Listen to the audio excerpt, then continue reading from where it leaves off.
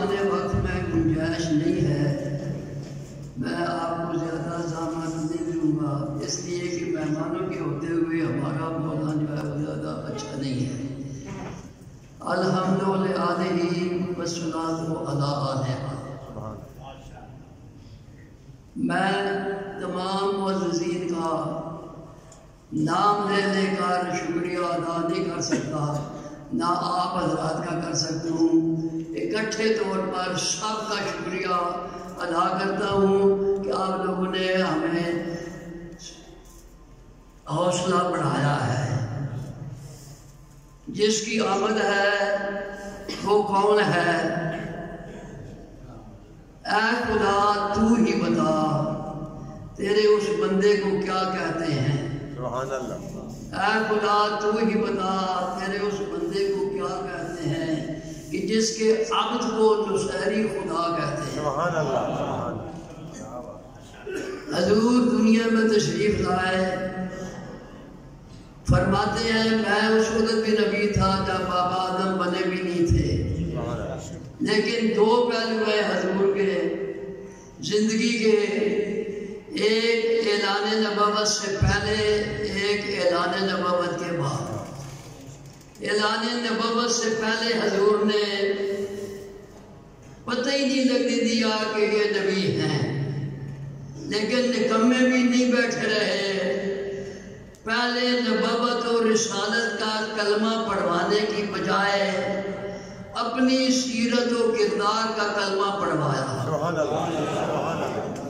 دشمنوں سے اور جاہلوں سے صادق و امین کا لقب حاصل کیا، حتیٰ کہ ایک دفعہ کہا کہ کیا خیال ہے میں اگر کہوں کہ پہاڑ کے پیچھے بہت بڑا لشکر تم پہ حملہ آور ہونا چاہتا ہے تو مان لو گے؟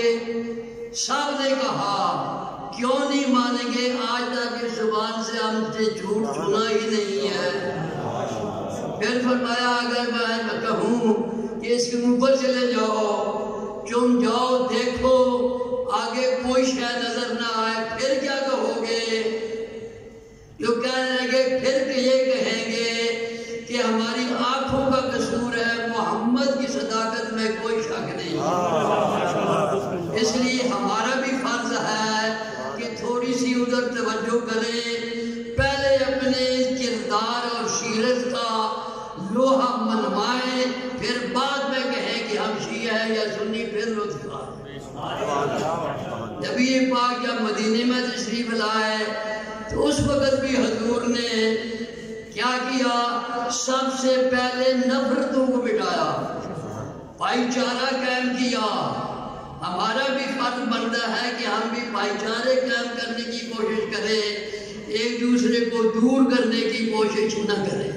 سبحان اللہ۔ اگر ہم سارے، میں آخری بات کر کے ختم کرتا ہوں، بات لمبی نہ ہو جائے، معزز مہمان بہت بیٹھے ہیں، دو باتوں پہ اگر ہم عمل کر لیں، قرآن کی ایک آیت پر، رسول کے ایک فرمان پر، توجہ ہے، دو باتوں پہ اگر مسلمان عمل کر لیں، بالخصوص میں کہتا ہوں علماء کرام اور عمراء کرام جو ہے وہ عمل کر لیں، تو پھر کیا ہوگا؟ یہ دنیا ہی ایک جنت کا نمونہ بن جائے گا۔ کیوں؟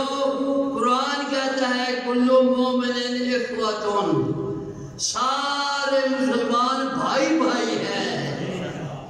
جب ہم سب کلمہ کو ایک دوسرے کو بھائی بھائی سمجھنے لگ جائیں گے، نفرتیں خود بخود ختم ہو جائیں گی۔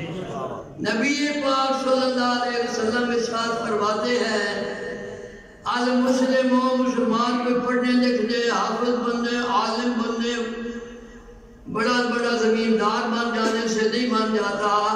حضور فرماتے ہیں مسلمان وہ ہے، المسلم من سالم المسلمون من لسانہ و یدہ، مسلمان اس شخص کا نام ہے جس کی زبان اور ہاتھ سے دوسرا مسلمان محفوظ رہے۔ اگر ہم زبان پہ بھی کنٹرول کر لیں، ہاتھوں پہ بھی کنٹرول کر لیں، ایک دوسرے کو بھائی بھائی سمجھنے لگ جائیں تو بہت ساری مشکلات، بہت ساری تکلیفیں، پریشانیاں ہماری دور ہو سکتی ہے۔ خداوند عالم ہمیں قرآن پہ اور رسول پاک کے فرمان پہ عمل کرنے کی توفیق عطا فرمائے۔ آپ سب کا بہت بہت